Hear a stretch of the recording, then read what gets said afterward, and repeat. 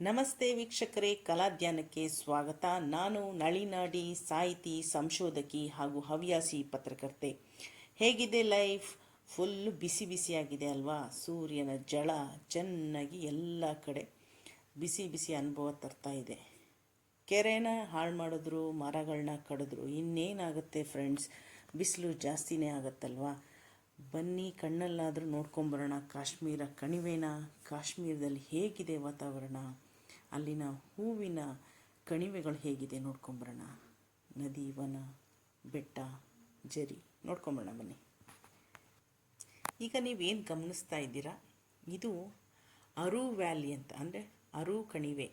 ಇದು ಪಹಲ್ಗಾಮಿಂದ ಸುಮಾರು 12 ಕಿಲೋಮೀಟರ್ ದೂರದಲ್ಲಿ ಕ್ರಮಿಸ್ಬೋದಂತಹ ಒಂದು ಸುಂದರವಾದ ತಾಣ. ಎಲ್ಲಿ ನೋಡಿದರೂ ಹಚ್ಚ ಹಸಿರು, ಮತ್ತು ಆ ಗಿರಿಶ್ರೇಣಿಗಳು ನೋಡಿ, ಹಸಿರು ಮೆತ್ತಿದ ಗಿರಿಶ್ರೇಣಿಗಳು, ಅದರ ಹಿಂದೆ ಹಿಮಚ್ಛಾದಿತ ಗಿರಿಶ್ರೇಣಿಗಳು. ವಾವ್ ಅನ್ನಿಸ್ತಾ ಇದೆ ಅಲ್ವಾ? ಎಷ್ಟು ಚೆನ್ನಾಗಿ ಅನ್ನಿಸ್ತಾ ಇದೆ. ಅಲ್ಲಿಂದ ತಂಗಾಳಿ ಎಲ್ಲಿ ಬೀಸ್ತಾ ಇದೆಯೇನೋ ಅನ್ನೋ ಥರ ಫೀಲ್ ಆಗ್ತಾ ಇದೆ. ನದಿ ಬೇರೆ, ನದಿ ಸೈಡ್ನಲ್ಲಿ ನದಿಗಳು ಬೇರೆ ಹರಿತಾ ಇದೆ ತಣ್ಣಗೆ. ಎಂಥ ಸುಂದರವಾದ ಜಾಗ ಅನಿಸುತ್ತೆ. ನಮ್ಮ ಏನು ಸ್ಥಳೀಯವಾಗಿ ಇರೋ ಕೆರೆಗಳನ್ನೆಲ್ಲ ಹಾಳು ಮಾಡಿಬಿಟ್ಟಿರೋ, ಏನು ಅಭಿವೃದ್ಧಿ ಹೆಸರಿನಲ್ಲಿ ನಡೆಸಿದ್ರು, ಅವ್ರಿಗೆಲ್ಲ ಈ ಒಂದು ದೃಶ್ಯಗಳನ್ನ ತೋರಿಸ್ಬೇಕು. ಇಲ್ಲಿ ಇನ್ನೂ ಹಸಿರನ್ನು ಹಸಿರಾಗಿ ಇಟ್ಕೊಂಡಿದ್ದಾರೆ ನೋಡಿ. ಎಷ್ಟು ದೂರ ಹೋದ್ರೂ ಹಚ್ಚ ಹಸಿರೇ. ಹಚ್ಚ ಹಸಿರಿನ ಗರ್ಭದೊಳಗೆ ನಮ್ಮ ವಾಹನ ಹೋಗ್ತಾ ಇದೆ ಎನ್ನುವಂತಹ ವಿಶೇಷವಾದ ಅನುಭೂತಿ ನಮಗೆ ಆಗ್ತಾಯಿದೆ ನೋಡಿ. ಆ ಕಣಿವೆಗಳು,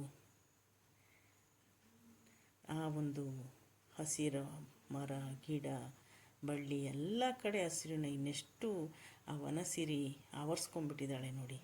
ಆದರೆ ಅಭಿವೃದ್ಧಿ ಹೆಸರಿನಲ್ಲಿ ಅಲ್ಲಿ ಅಷ್ಟು ಅವನತಿ ಮಾಡಿಲ್ಲದೆ ಇರೋದ್ರಿಂದ ಇನ್ನೂ ಹಾಗೇ ಇದೆ ಪರಿಸರ. ತುಂಬ ವಿಶೇಷವಾದಂತಹ ಜಾಗಗಳಿದೆಲ್ಲ ಕಾಶ್ಮೀರದಲ್ಲಿ. ಪಹಲ್ಗಾಮ್ ಹತ್ರನೇ ಇರುವಂಥದ್ದು. ಪ್ರವಾಸಿಗರು ಇಲ್ಲಿ ಕಣಿವೆಗಳನ್ನ ವೀಕ್ಷಣೆ ಮಾಡಲಿಕ್ಕೆ ಅಂತಲೇ ಬರ್ತಾರೆ.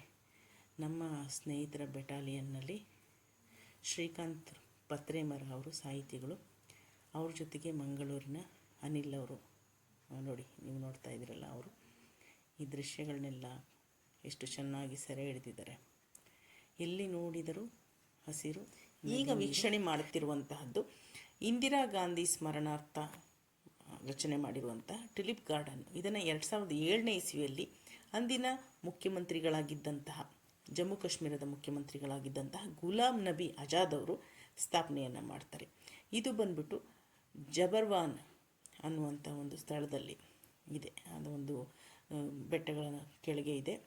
ದಾಲ್ ಲೇಕ್ ಸಮೀಪ ಇದೆ. ಈ ಒಂದು ಮೂಲ ಹೆಸರೇನು ಈ ಸ್ಥಳದ್ದು ಅಂದರೆ ಸಿರಾಜ್ ಬಾಗ್ ಅಂತ ಇತ್ತು.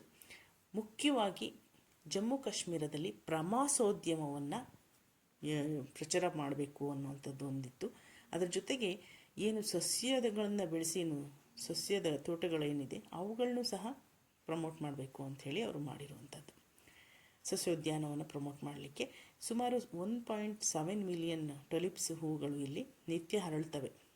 ಅದರ ಜೊತೆಗೆ 74ಕ್ಕೂ ಹೆಚ್ಚು ವೈವಿಧ್ಯಮಯವಾದಂಥ ಟುಲಿಪ್ಸ್ ಹೂಗಳನ್ನ ನೀವು ಕಾಣ್ಬೋದು ನೋಡಿ. ಎಂತೆಂಥ ಬಿಳಿ, ಕೆಂಪು, ಹಳದಿ, ನೇರಳೆ, ಎಂತ ಹೂವು ಚೆಲುವೆಲ್ಲ ನಂದೆಂದಿತು ಅಂತಾರಲ್ಲ ಹಾಗೆ ಇಲ್ಲಿ ಎಷ್ಟೊಂದು ಚೆಲುವಾದ ಹೂ ನಮ್ಮ ಮುಂದೆ ಅದು ಕಣ್ಣು ಸೆಳೆದು ಕರಿತಾ ಇದೆ ನೋಡಿ.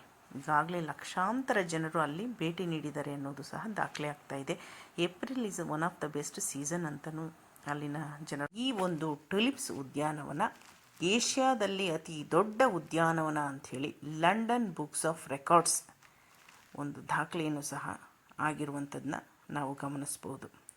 ವರ್ಡ್ಸ್ವರ್ತ್ ಅನ್ನುವಂತಹ ಮಹಾಕವಿ, ಪ್ರಕೃತಿ ಕವಿ ಹೇಳ್ತಾನೆ, ಡೆಫೋಡೆಲ್ಸ್ ಅನ್ನೋ ಒಂದು ವೆರೈಟಿ ಹೂಗಳನ್ನ ಕಂಡು ಆ ನದಿ ತೀರದಲ್ಲಿ ಬಯಲಲ್ಲಿದ್ದಂಥ ಹೂಗಳನ್ನ ಕಂಡು ಐ ಗೇಸ್ಡ್ ಆ್ಯಂಡ್ ಗೇಸ್ಡ್ ಅಂದರೆ ನಾನು ನೋಡಿದೆ ಮತ್ತೆ ನೋಡಿದೆ.